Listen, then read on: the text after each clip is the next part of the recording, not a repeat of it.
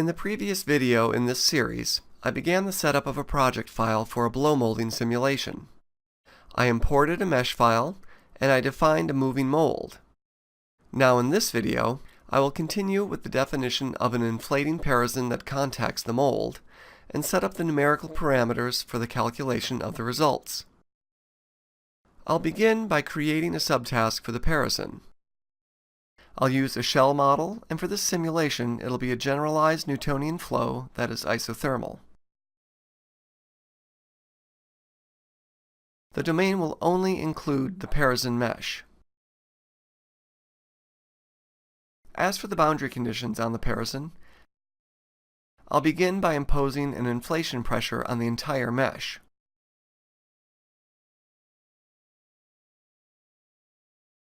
Zooming in on the mesh, I can see that the pressure direction is pointing into the cylinder, and since I want it to expand outward, I'll define a negative value with a nominal magnitude of 1 times 10 to the 5th grams per millimeter second squared.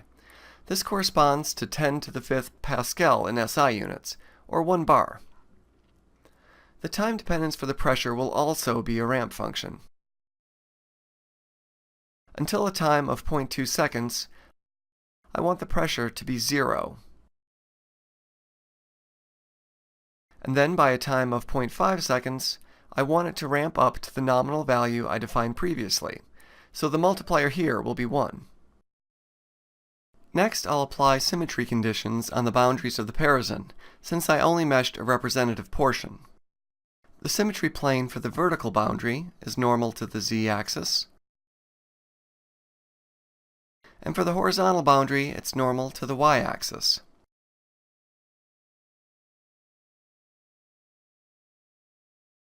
None of the remaining solution variables that I'm going to set up will be time dependent, so I can disable the eval button now, and thereby avoid opening menus that aren't relevant. Now I can define the contact problem for the parison subtask.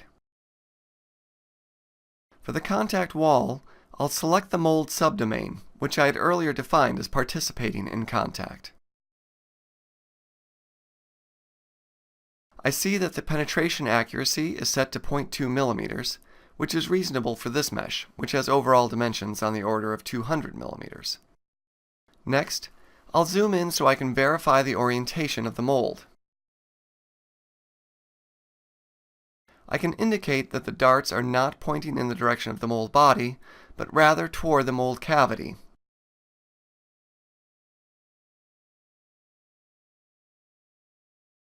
Now I can define a new layer for the parison. For the material, I'll specify that the shear rate dependence for the viscosity is constant, and set the value to 30,000 grams per millimeter second, which corresponds to 30,000 Pascal seconds in SI units. For the density, I'll input a value of 0.001 grams per cubic millimeter, and then click Inertia Terms to specify that the inertia be taken into account in the momentum equations. The initial thickness of the parison is constant at 1.2 millimeters. And that completes the subtask definition, so I will return to the task menu. Having set up the mold and the parison, I now need to ensure that I have appropriate definitions for the numerical parameters of the iterative scheme used to calculate the results. I'll modify the transient iterative parameters so that I can set a bound for the maximum value of the time step at 0.02 seconds.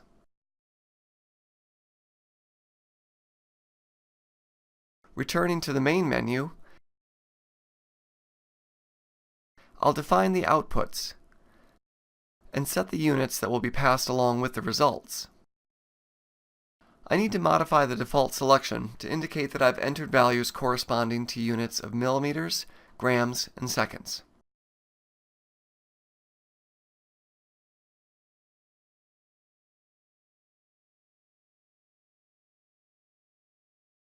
Now I can save and exit the session, accepting the current fields shown at the top of the menu. And that concludes the setup for this blow molding simulation using a shell mesh. And so at this point I could run the Polyflow solver by double-clicking the solution cell. Here again is an animation that shows the results of such a solution, with the meshes mirrored to show both sides. The colored contours show how the thickness of the parison changes as it is pinched off by the mold and then inflated into the final shape.